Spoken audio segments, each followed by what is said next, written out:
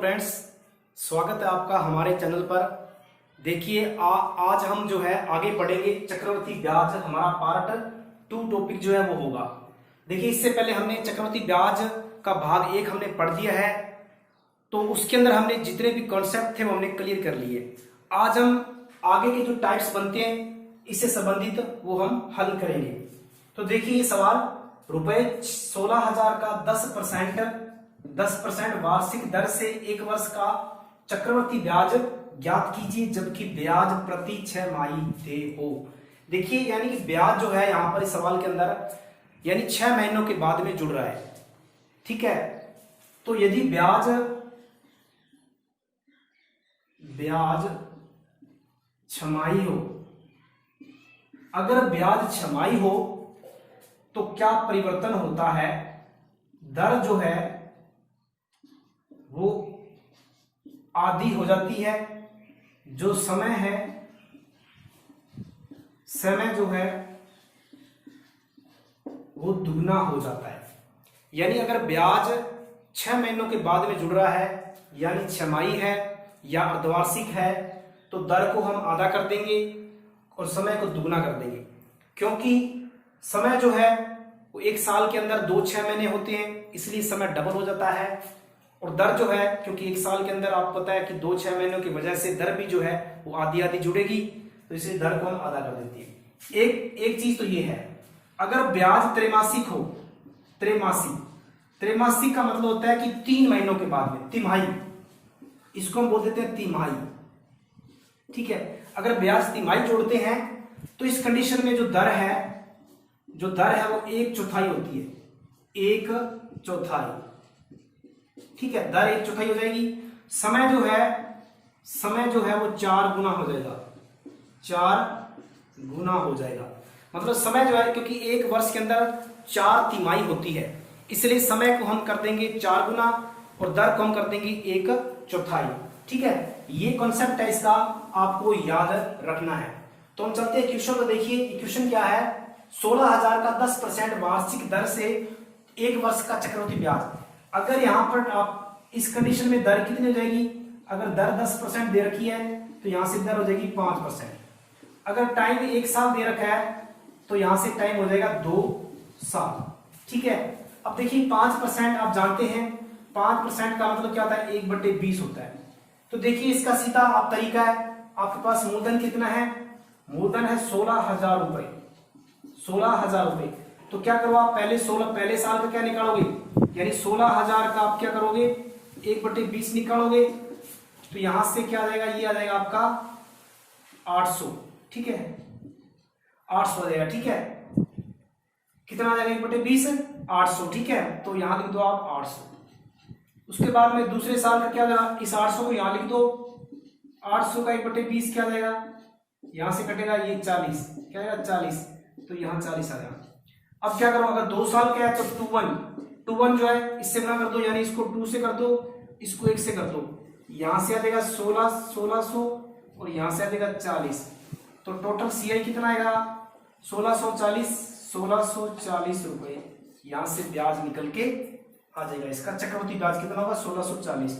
तो इस प्रकार से हम, बाकी तरीका तो आप कोई भी तरीका निकाल सकते हो, लगा सकते हो चक्रवृद्धि ब्याज निकालने के लिए, लेकिन कॉन्सेप्ट आप ये याद रखना है, अगर ब्याज छमाही जोड़ रहे हैं तो दर को आधा कर देना है, समय को दुगना कर देना है। अगर त्रैमासिक है तो दर को 1/4 करेंगे और समय को 4 गुना कर देंगे। ठीक है, तो हम आगे बढ़ते हैं अगले क्वेश्चन पे।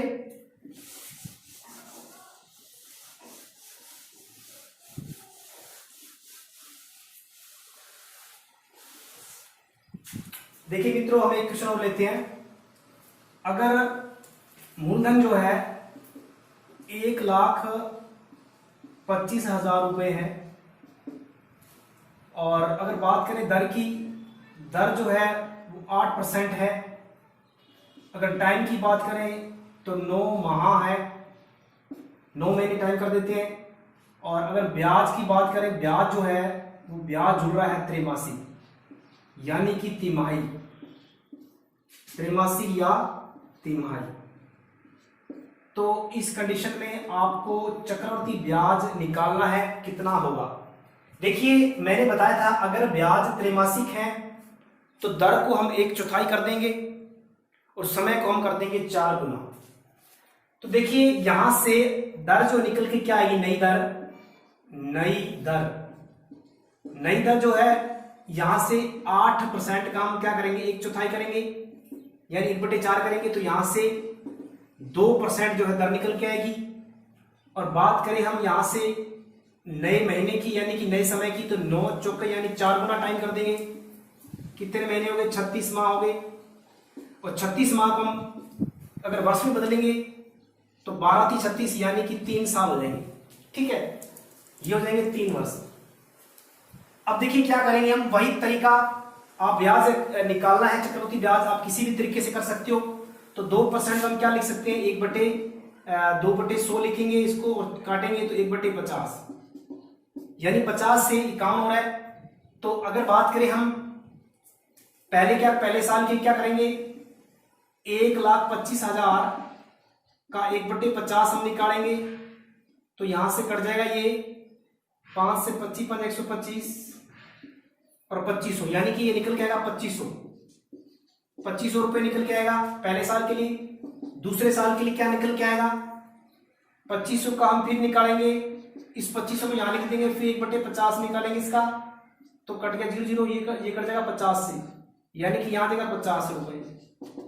तीसरे साल के लिए क्योंकि हमें टाइम कितना है, 3 वर्ष है, तो इस 50 का क्या निकालेंगे, 1/25 निकालेंगे तो यहां से 2 निकल के आएगा, यहां में देंगे 2 रुपए।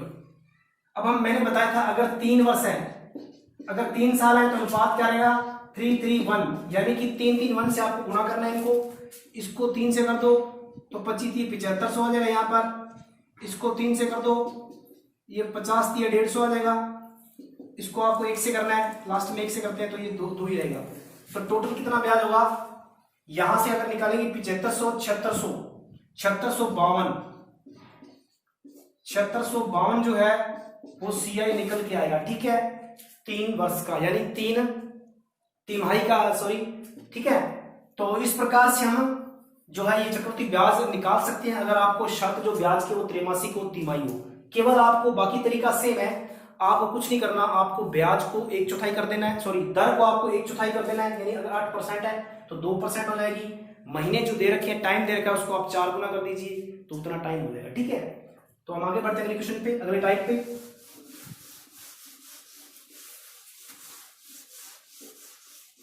देखिए मित्रों, ये प्रश्न देखिए, किसी धन का 12% वार्षिक दर पर 2 वर्ष के चक्रवृद्धि ब्याज तथा साधारण ब्याज का अंतर 180 रुपए है, तो मूलधन ज्ञात कीजिए। बहुत ही अच्छा प्रश्न है, इसको करने का सिर्फ एक मेथड है, आसान मेथड है। हालांकि करने के कई फॉर्मूले भी हैं लेकिन हम उस फॉर्मूले को नहीं करेंगे।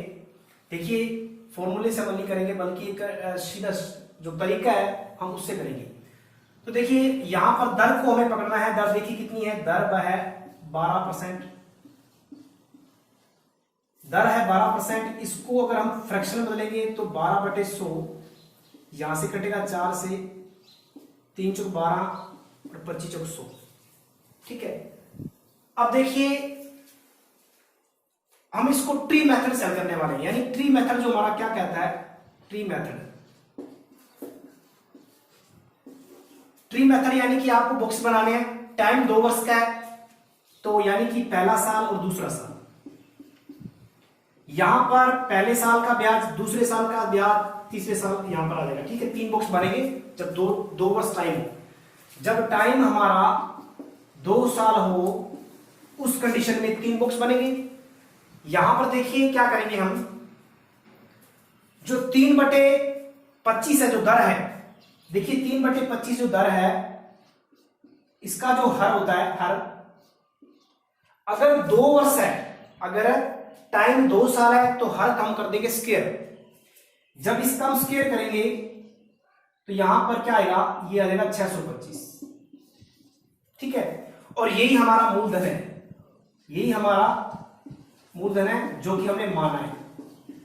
हमने इसको माना है कि यानी कि सबसे पहले क्या करोगे आप लोग, जो दर दे रखी है उसको आप बदलिए फ्रैक्शन के अंदर, फिर आप जो हर होता है, हर जैसे 25 यहां हर आ गया इसका, हर का आप अगर टाइम अगर आपका 2 साल है तो स्क्वायर कर दीजिए, अगर आपका टाइम 3 साल है तो आप क्यूब कर दीजिए, और क्यूब करने पर जो या स्क्वायर करने पर जो आ रहा है वही आपका मूलधन होगा, वो आपका हम उसको मानेंगे।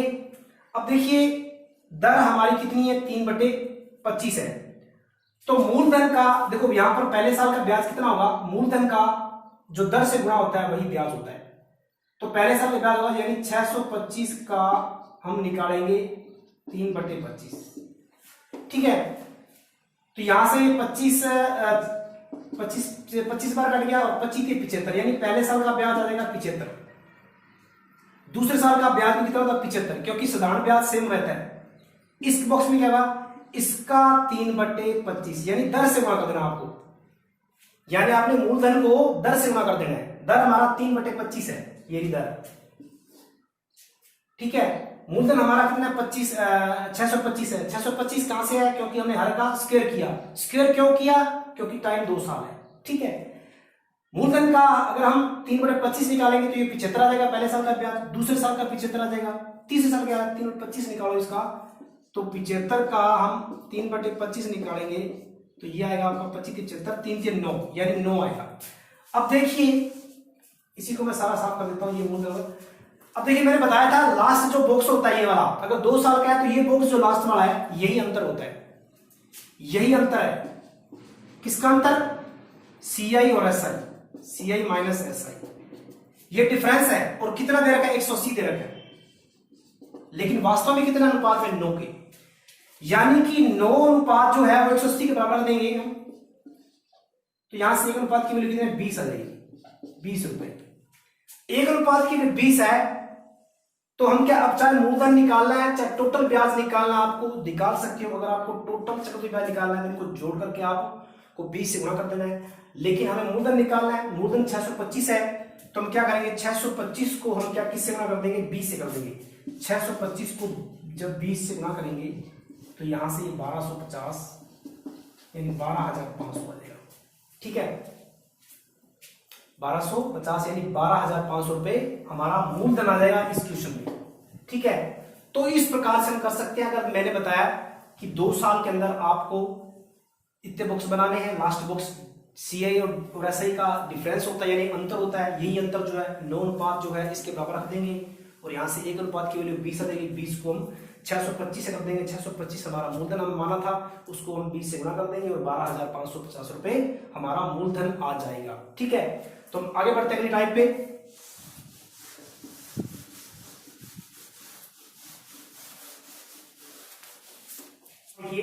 कोई धन 2 वर्ष में 4% प्रति वर्ष चक्रवृद्धि ब्याज पर 1352 हो जाता है, तो वह धन क्या कीजिए। देखिए अगर कोई धन यानी कि मूलधन है वो 1352 होता है, कहने का मतलब ये अमाउंट है, ये हमारा अमाउंट है, ये अमाउंट है, अमाउंट यानी कि मिश्र धन है 1352 रुपए, 1352 रुपए मिश्र धन है। दर दे रखी है हमें, रेट दे रखी है 4%, टाइम दे रखा है हमें 2 साल, 2 वर्ष, ठीक है। तो क्या करना है, देखिए दर को हमें लेना है, दर को फ्रैक्शन में बदलेंगे, तो 4 बटे यानी कि 100, इसको काटेंगे 1/25, यानी कि पहले मूलधन 25 था, अब यानी कि मिश्र धन कितना 26 हो जाएगा। पहले साल के लिए 25 से 26, 25 से 26 यानी 25 अगर मूलधन है तो एक ब्याज जुड़ करके 26 हो जाएगा। दूसरे साल के लिए फिर 25 से 26, यानी ये आप सक्सेसिव केस से कर सकते हो। 25 का वर्ग जो है कितना आएगा 625, और यहां से 26 का वर्ग कितना आएगा 676, और अमाउंट जो है हम ये अमाउंट होता है, ये अमाउंट जो है कितना 1352 के बराबर है। यहां से 1 अनुपात की वैल्यू कितनी 2 आ जाएगी, 2 से कट आई तो, और हमें निकालना है मूलधन, तो इसको 2 से गुणा कर दीजिए, तो कितना आ जाएगा 1250 रुपए, ठीक है। तो बिल्कुल सिंपल सा क्वेश्चन है, ठीक है। तो ऐसे ही प्रश्न अक्सर एग्जाम के अंदर पूछ लिए जाते हैं, बिल्कुल सिंपल। तो हम आगे बढ़ते हैं अगले क्वेश्चन पे।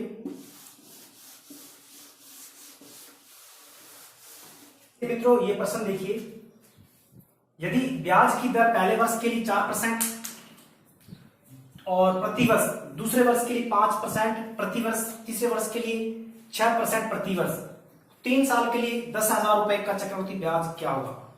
यानी कि इस क्वेश्चन के अंदर हर साल ब्याज की दर अलग अलग है, यदि ब्याज की दर अलग अलग हो तो इसको किस प्रकार से कर सकते हैं हम? अगर ब्याज सेम हो फिर तो हम सीधे ही सक्सेसिव लगा सकते हैं, यानी कि एक ही दर यानी कि अप्लाई कर सकते हैं। ये कि दर अलग अलग हो तो ब्याज कैसे निकलेगा, यानी एक प्रकार से सक्सेसिव केस ही है। पहले साल 4%, दूसरे साल यानी कि R1 जो है वो 4%, R2 जो है वो 5%, R3 जो है वो 6%। टाइम 3 साल का है और मूलधन जो है वो 10% है, सॉरी ये 10,000 रुपये है, मूलधन 10,000 रुपये। तो देखिए सक्सेसिव केस से कर सकते हैं आप। देखिए इसके तरीके आप ट्री मेथड से भी कर सकते हो। पहले हम सक्सेसिव केस लगाते हैं।